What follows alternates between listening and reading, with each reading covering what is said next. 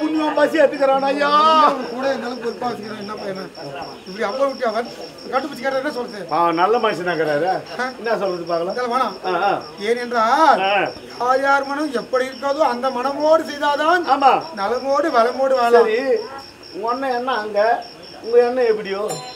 அங்க கேட்ட மனவாள பாண்டவர்கள் நடுவில் பார்க்கிறதும் அர்ஜுனன் தான் ஏன் அவன் எப்படி விட்டுவேன் அவன் சென்னா விருப்பம் துரியோதன கொடுப்பா விருப்பம் உங்க விருப்பம் அர்ஜுன பெருமாள் பாண்டவர் நடுவில் அர்ஜுன கொடுப்பா விருப்பம் தனிசேகம் மத்தியில வாழப்பட்டது தங்க சுபத்ர அண்ணம்மா எண்ணெய்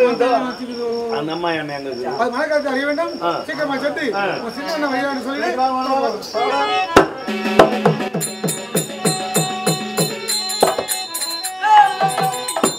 என்னப்பா ரெண்டாவது ஆடுறதுக்கு சினிமாவுக்கு போயிடுறாங்க ஐயா விட்டுருவாங்க டைம் சரி அப்படி இருந்தாலும் கற்பகம் போன்ற அற்புதமாகிய நல்லா இருப்பா இது நான் கும்பிடு சைடு கும்பிடாக்குது சைடு கும்பிட்டு கூட நான் எப்பவுமே நான் இப்படி தான் கும்பிட்டு கொஞ்ச நாளா எப்படி சைடா ஆமா ஆமா ஏன்பா அப்படி ஏன்னா காஞ்சிபுரத்துல எழுதுராஜ் கோயில் இல்ல ஏண்டா எழுதுராஜ் கோயில் இல்லப்பா வரதராஜ பெருமாள் கோவில் அங்க தேங்காய் எடுத்து ஓடிச்சு தேங்காய் கல்புரம் எடுத்து போனேன் ஆமா தேங்காய் கொளுத்தனு கல்புரத்தை ஓடிச்சேன் எல்லாம் கேட்டு தெரிஞ்சுக்கோ தேங்காய கொளுத்துனானா கற்பூரத்தை ஏத்திட்டானா ஒடிச்சிட்டானா கல்புரத்தை ஏத்தி தேங்காய் உடைச்சிட்டு ஆமா பெருமாளி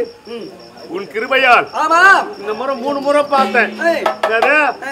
அத்தி வருதுற ஆமா ஆமா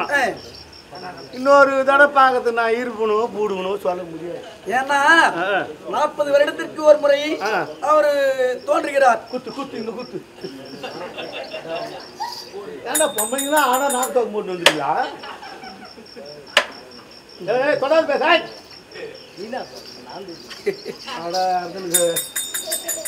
40 வருடத்திற்கு ஒரு முறை தோன்றுகிறார் பகவான் இன்னொரு முறை பார்க்க குடும்பம் இருக்காது எனக்கு நல்லா தெரியும் அதனால அவருக்கு போய் தேங்காய் வாட்ஸ்அப் ஆமா கொளுத்து பெருமாளே ஆமா அப்படி சாமி கூப்பிட்டு திரும்பி பார்த்தா 4 முடி நவுத்தி முட்டுக்கிறாமா அவனு உடச்சா 2 முடி தான் வரும் 4 முடி 2 தேங்காய் இல்ல 2 தேங்காய் கொண்டு போனியா சரி எத்துமான பாவி கேக்குற ஒரு முடி விட்டு மேலக்கு 2 முடி நான் எத்துமானா ஆமா எல்லாத்தையும் எத்து போட்டோம் அதுல இருந்து பகவானே நான் கும்பிடுறேன் உனக்கு நேர்பார்வை கிடையாது சைடு நான் உன்னை கும்பிடுறேன் என்ன கண்டுக்கோ ஆமா கொண்டுக்கோ என் பொருள் நான் கண்டுக்கிறேன் அப்படின்னு இப்படிதான் சைடு கும்பிடுதா சரி என்னப்பா இந்த பேர் முடிப்பாது இந்த பேசி இதுக்கெல்லாம் தான் வருவாரு யாரும் ஆச்சாரக்காரிங்க நம்ம கம்பெனியே சின்ன பையன் என்ன வயசு போகுது அவருக்கு என்ன வயசு ஆகுது என்ன சொல்ல போனா 96 வயசு இருக்கு அவன் தான் பிள்ளைக்காவே இந்த கம்பெனிலே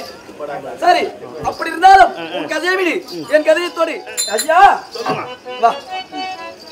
இதுவா என்ன நாடி வடமதுராபுரி ஆளக்கூடியவர் யார் பலராம சக்கரவர்த்திக்கு கண்ணபிரானுக்கும் வாசனா விளங்கும் பெருமான் கண்ணனுக்கும் ஆமா பின் பிறந்த என் பெயரோ சுபத்ரா நீங்க தானம்மா அல்லது சுபத்ரை தேவி சுபத்ரா ஆமா சுபத்ரா அல்லது சுபத்ரா தேவி என்று தெரிவிப்பார் ஐயோ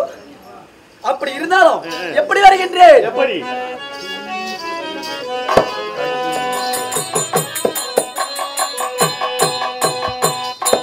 அப்பா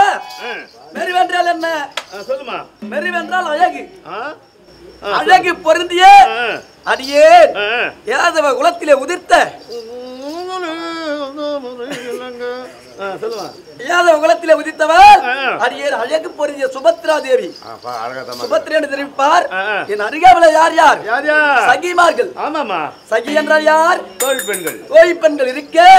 பெருமையா வாழ்ந்து கொண்டு வர ஆமாமா குறை முடியுமா ஒரே தனி சேஷ அப்படி இருந்தாலும் என் மனதிலே நான் யாரை நிறுத்துவாரேன் சொல்லுமா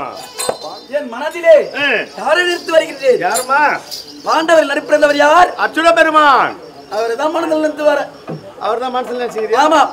சரியா போச்சு எப்ப வருவாரு ஆளுக்கு ஒரு எண்ணமா இருக்குது பழகுது ஏன்பா சரி ஒண்ணு இல்ல எப்ப வருவாரு என்ன எப்ப மாலை சுடுவாரு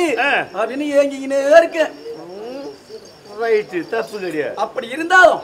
எங்க இருந்து வருகின்றாய் ஐயோ அந்த வேலை விட்டு பந்த கால புடிச்சிக்கிறப்ப என்னப்பா உங்க அண்ணன் இருக்கிற சின்ன அண்ணன் கோபால கண்ணன் அவரு